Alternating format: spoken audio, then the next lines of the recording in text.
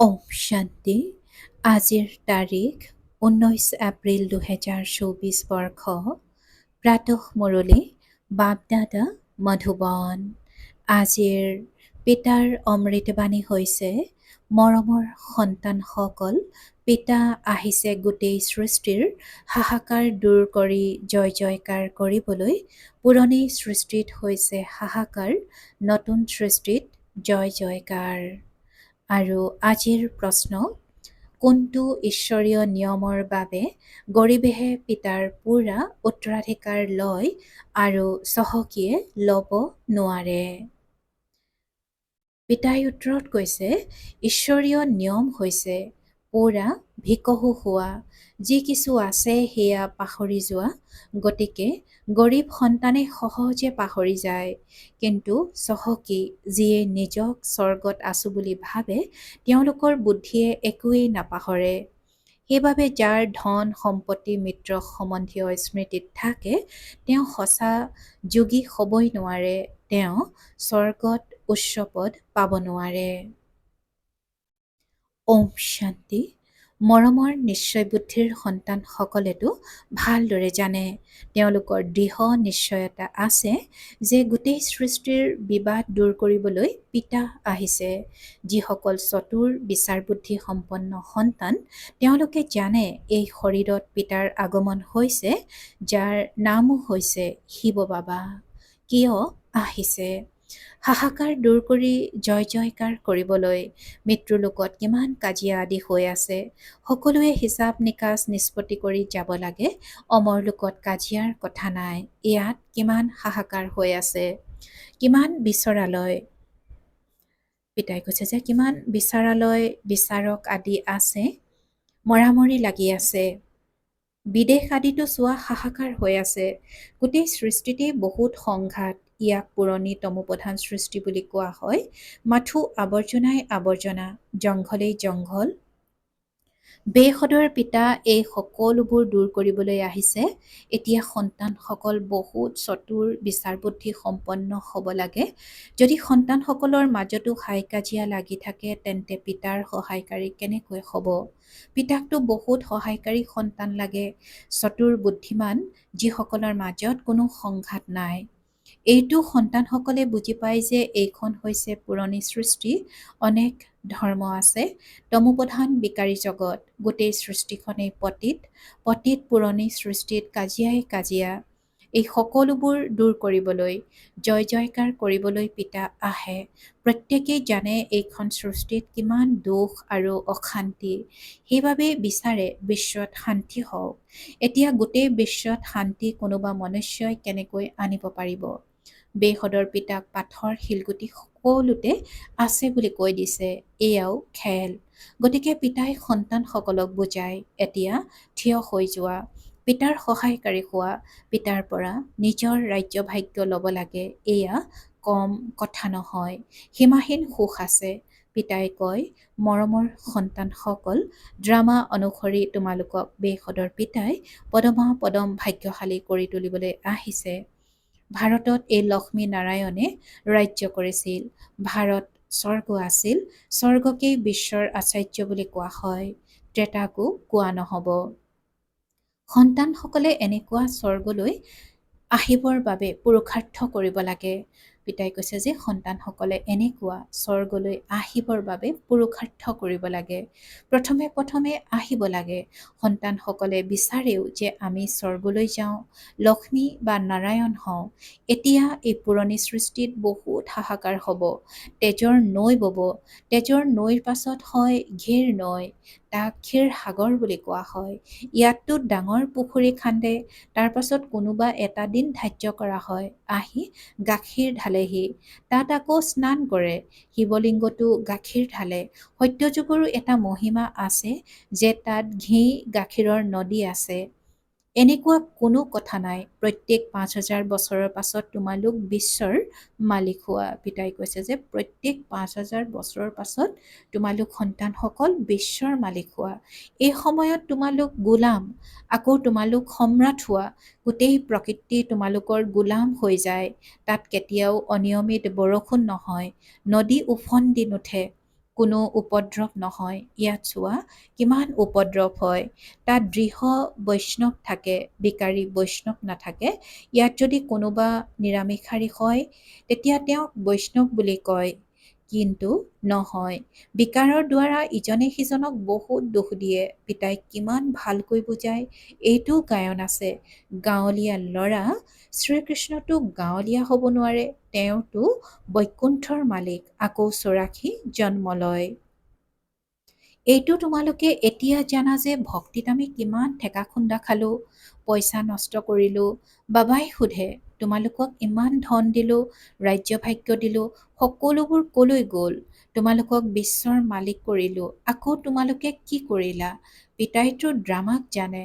নতুন সৃষ্টিৰ পৰা পুৰণি সৃষ্টি, পুৰণি সৃষ্টিৰ পৰা নতুন সৃষ্টি হয়।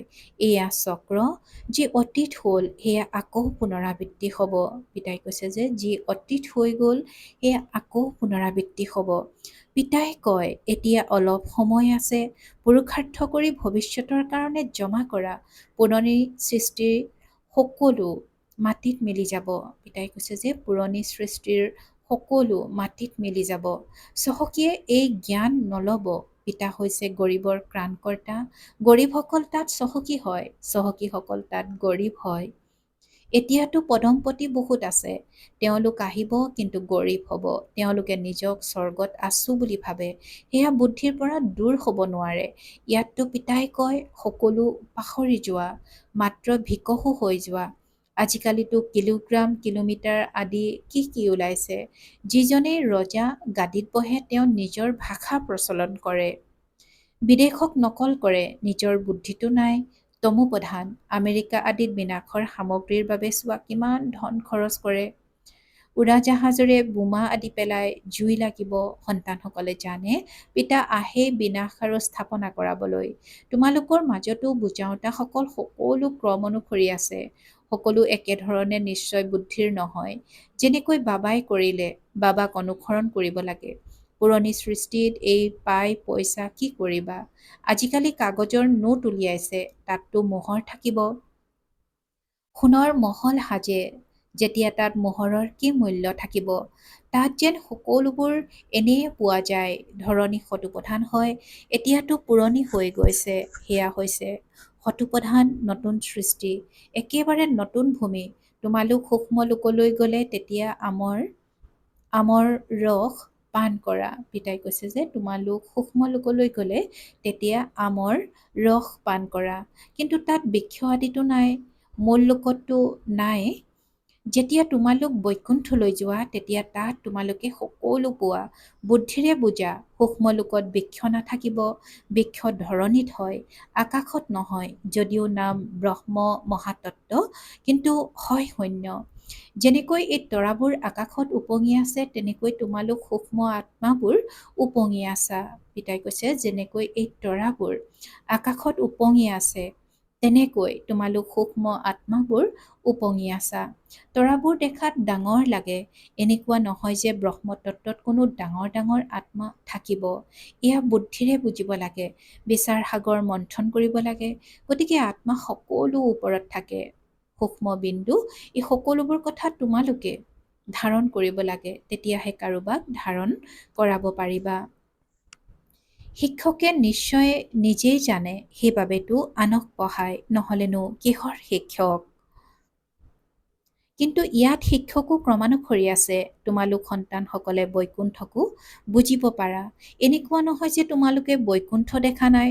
বহুত সন্তানে সাক্ষাৎ কৰিছে, তাত কেনেকৈ স্বয়ম্বৰ হয়, ভাষা কি, সকলোবোৰ দেখিছে।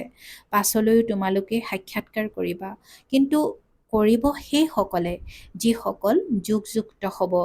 বাকী যিসকলৰ নিজৰ মিত্ৰ সম্বন্ধীয় ধন সম্পত্তি স্মৃতিলৈ আহি থাকিব, তেওঁলোকে কি দেখিব? সঁচা যোগীহে অন্তলৈকে থাকিব। যিসকলক দেখি পিতা আনন্দিত হয়। ফুলৰহে বাগিচা তৈয়াৰ হয়, বহুতে 10ৰ পৰা 15 বছৰ থাকিও গুচি যায়। সেইসকলক কোৱা হয় আকন ফুল।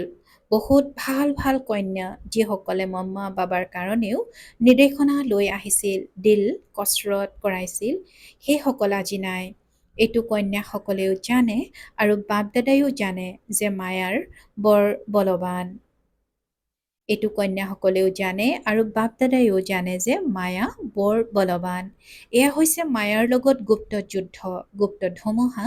বাবাই কয় মায়াই তোমালোকক বহুত হাইৰাণ কৰিব। এয়া হৰা-জিকাৰ ৰচি থোৱা ড্ৰামা। তোমালোকৰ কোনো অস্ত্ৰৰ দ্বাৰা যুদ্ধ নহয়।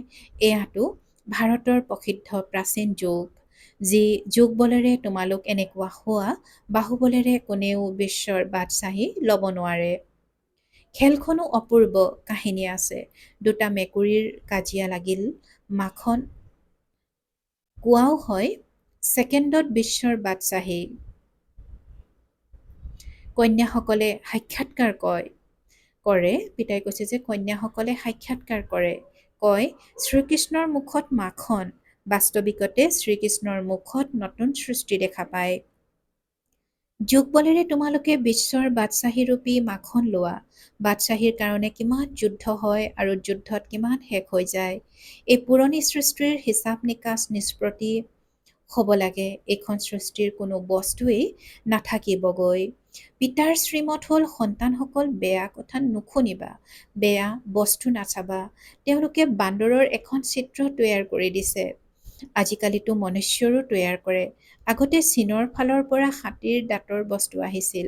খাৰু কাঁচৰ পিন্ধিছিল। ইয়াতো গহনা আদি পিন্ধিবলৈ নাক কাণ আদিত ছিদ্ৰ কৰে। সত্যযুগত নাক কাণত ছিদ্ৰ কৰাৰ প্ৰয়োজন নাই। ইয়াতো মায়া এনেকুৱা যে সকলোৰে নাক কাণ আদি কাটি দিয়ে। তোমালোক সন্তানসকল এতিয়া স্বচ্ছ হোৱা।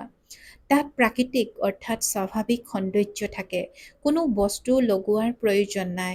ইয়াততো শৰীৰেই তমোপ্ৰধান তত্ত্বৰে গঠিত। সেইবাবেই বেমাৰ আদি হয়। তাত এই কথাবোৰ নাথাকে। এতিয়া তোমালোক সন্তানসকল, পিতাই কৈছে যে এতিয়া তোমালোক আত্মাসকল বহুত আনন্দিত হোৱা যে আমাক বেহদৰ পিতাই পঢ়াই নৰৰ পৰা নাৰায়ণ অথবা অমৰপুৰীৰ মালিক কৰি তোলে। সেইবাবে গায়ন আছে। অতীন্দ্ৰিয় সুখৰ বিষয়ে সুধিব খোজা যদি গোপ-গোপীসকলক সোধা। ভক্তসকলে এই কথাবোৰ নাজানে।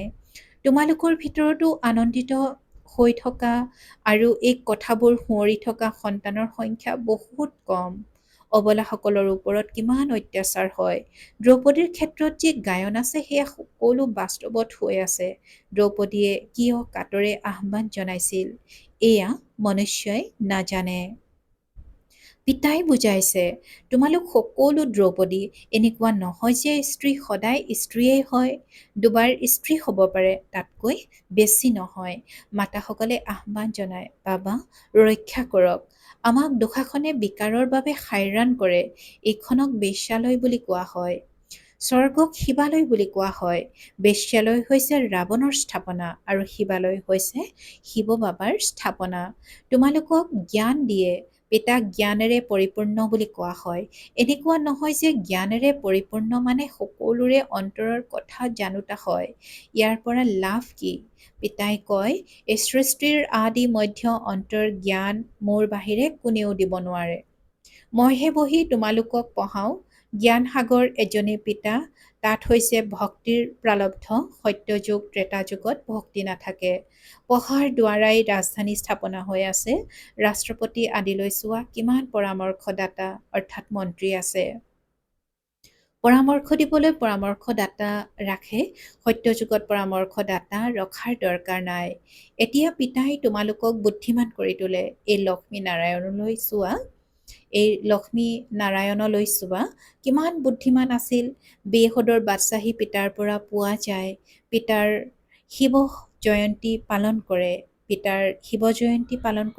নিশ্চয় শিৱ বাবা ভাৰতলৈ আহি বিশ্বৰ মালিক কৰি গৈছে। লাখ লাখ বছৰৰ কথা নহয়, কালিৰেতো কথা।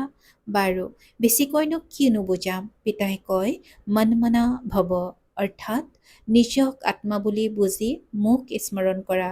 বাস্তৱতে এই পঢ়া হৈছে ইংগিতৰ। ভাল বাৰু, পিতাই আজি কৈছে যে বাস্তৱতে এই পঢ়া হৈছে ইংগিতৰ। ভাল বাৰু। অতি মৰমৰ কল্পৰ পাছত পুনৰাই মিলিত হোৱা সন্তানসকলৰ প্ৰতি মাতা পিতা বাপ দাদাৰ স্নেহপূৰ্ণ স্মৰণ আৰু সুপ্ৰভাত। আত্মিক পিতাৰ আত্মিক সন্তানসকলক নমস্কাৰ আৰু আত্মিক সন্তানসকলৰ আত্মিক মাতা পিতা বাপ দাদাৰ প্ৰতি স্নেহপূৰ্ণ স্মৰণ আৰু সুপ্ৰভাত আৰু নমস্কাৰ নমস্কাৰ নমস্কাৰ। আৰু আজিৰ ধাৰণাৰ বাবে মুখ্য সাৰ প্ৰথমতে পিতাৰ পূৰা সহায়কাৰী হ'বলৈ চতুৰ বিচাৰ বুদ্ধি সম্পন্ন হ'ব লাগে। পিতাৰ পূৰা সহায়কাৰী হ'বলৈ হ'লে চতুৰ বিচাৰ বুদ্ধি সম্পন্ন হ'ব লাগে, ভিতৰত কোনো সংঘাত থাকিব নালাগে। দ্বিতীয়তে স্থাপনা আৰু বিনাশৰ কৰ্তব্যক চাই পূৰা নিশ্চয় বুদ্ধিৰ হৈ পিতাক অনুসৰণ কৰিব লাগে। পুৰণিৰ সৃষ্টিৰ পাই পইচাৰ পৰা বুদ্ধি আঁতৰাই পূৰা ভিকহু হ'ব লাগে। মিত্ৰ সম্বন্ধীয় ধন সম্পত্তি আদি সকলো পাহৰি যাব লাগে। আৰু আজিৰ পিতাৰ বৰদান, সংগঠনত থাকি সকলোৰে স্নেহী হৈ একমাত্ৰ পিতাক বুদ্ধিৰ অৱলম্বন কৰি লওঁতা কৰ্মযোগী হোৱা। আৰু আজিৰ বৰদানৰ ব্যাখ্যা, কোনো কোনো সন্তানে সংগঠনত স্নেহী হোৱাৰ পৰিৱৰ্তে উপৰাম হৈ যায়। পিতাই যি বৰদানৰ ব্যাখ্যাত কৈছে যে কোনো সন্তানে সংগঠনত স্নেহী হোৱাৰ পৰিৱৰ্তে উপৰাম হৈ যায়, ভয় কৰে কিজানি ক'ৰবাত বন্দী হৈ যায়, তাতকৈতো দূৰৈত থকাই ভাল। কিন্তু নহয়, 21 জন্ম পৰিয়ালত থাকিব লাগিব। যদি ভয় কৰি একাষৰীয়া হৈ যায়, তেন্তে এয়া কৰ্ম সন্ন্যাসীৰ সংস্কাৰ হৈ গ'ল। কৰ্মযোগী হ'ব লাগে, কৰ্ম সন্ন্যাসী নহয়। সংগঠনত থকা সকলোৰে স্নেহী হোৱা, কিন্তু বুদ্ধিৰ অৱলম্বন একমাত্ৰ পিতাহে হওক, আন কোনো নহয়। বুদ্ধিক যাতে কোনো আত্মাৰ সংগই, গুণ বা কোনো বিশেষত্বই আকৰ্ষিত নকৰে, তেতিয়া কৰ্মযোগী পবিত্ৰ আত্মা বুলি কোৱা হ'ব। আৰু আজিৰ শ্লোগান, বাপ দাদাৰ সোঁহাত হোৱা, বাওঁহাত নহয়। পিতাই আজি শ্লোগানত কৈছে যে বাপ দাদাৰ সোঁহাত হোৱা, বাওঁহাত নহয়। ওম শান্তি। সংস্কাৰ মিলনৰ হ্ৰাস কৰিবলৈ আজিৰ অব্যক্ত সংকেত। সেৱাত সফলতাৰ আধাৰ হৈছে নম্ৰতা। যিমান নম্ৰতা সিমান সফলতা। নম্ৰতা আহে নিমিত্ত বুলি বুজিলে। নম্ৰতা গুণ থাকিলে সকলোৱে নমন কৰে। যি নিজে নতশিৰ হয়, তেওঁৰ আগত সকলোৱে শিৰ নত কৰে। সেয়েহে শৰীৰক নিমিত্ত মাত্ৰ বুলি বুজি চলা আৰু সেৱাত নিজক নিমিত্ত বুলি বুজি চলা, তেতিয়া নম্ৰতা আহিব। য'ত নম্ৰতা আছে ত'ত বাদ বিবাদ হ'ব নোৱাৰে। স্ৰোত সংস্কাৰ মিলন হৈ যাব। ওম শান্তি।